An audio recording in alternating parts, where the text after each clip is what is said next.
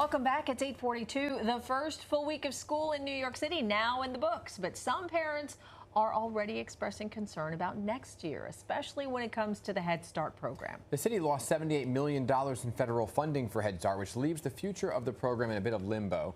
New York City Schools Chancellor Aviles Ramos is here with us this morning to set the record straight and put parents at ease over what this all means. So, Chancellor, good to see you. Great to see you. $78 million, a lot to lose, right, in federal funding, right? So is there any chance of getting that money back to help with the program? Well, you know, first of all, we were proactive about this, and we knew that with threats of federal cuts coming, we were proactive, and we made sure that we invested appropriately in early childhood and in other aspects of New York City public schools to make sure that there was continuity of care. And so really happy to report that there are no disruption of services right now. And of course, we continue to have conversations about what the future will look like. Yeah, but it is, like you said, right now. So what does this really mean for the future of Head Start, and how many families does this Well, there's affect? 6,000 seats that were being funded, Okay. but again, because of our continued investments in early child care, and you know, the mayor and I have been very vocal about that, we are continuing to plan for the future. We'll have more to come on it. Okay, so I know you're saying more to come, but for somebody who's listening right now, they're saying, am I going to lose my seat? Will it force you to close some of the areas? No, right now we are committed to continuity of care. I cannot tell you with certainty, you know, what the plan looks like, but our commitment to investing in early childhood is remaining in place in this administration. And so as we know more what that will look like, we will, you know, give everybody those updates, but the investment and the commitment does not change with this administration. Okay, let's switch gears then. We'll talk about the teacher shortage. I know that you opened 7 new public schools across the city, and there's still that class size mandate. So how do you balance that? Well, you know, I'm proud to report that we needed 3,700 additional teachers to meet the mandate, and we have hired over 6,000 new teachers in New York City public schools this year, and I got to see many of them at the Barclays Center, and it was a huge celebration. So we're really proud of our recruitment efforts.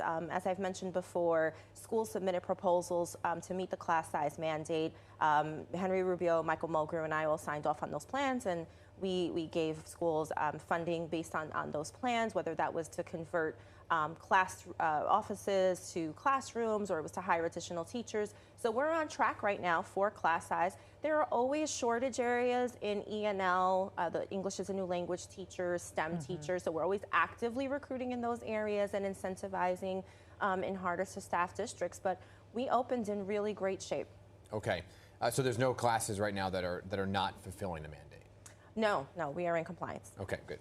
You know, obviously, big year for the cell phone ban. Yeah. Michael Mulgrew was here just last week or the week before, and he was talking about how some students were getting creative on TikTok. You could see what they were doing about getting some phones in. So how's it going, realistically speaking? Well, you know, as a mother of a New York City public school student and a former teacher, it's very hard for me to not anticipate that children are going to be creative. Like, I've seen a lot.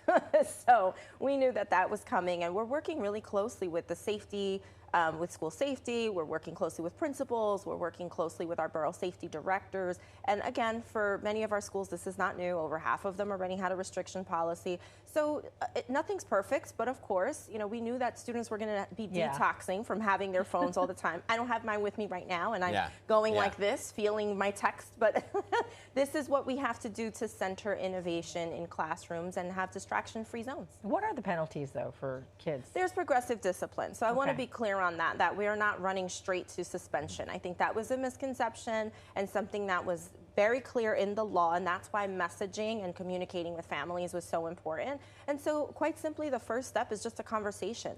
Why do you want your phone? What's going on? We understand this is a law. We have to comply with the law. Having those conversations with young people, both one-on-one and in small groups, is really beneficial.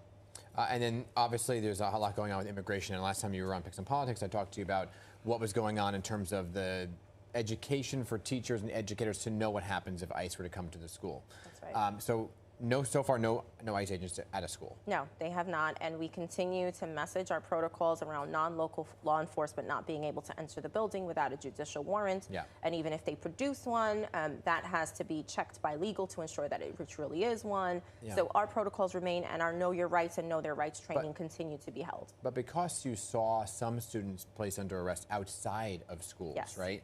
Has that at all impacted attendance from some of your students who might have been migrants? Well, school just started. Yeah. Attendance is, we're monitoring it. It's a moving target.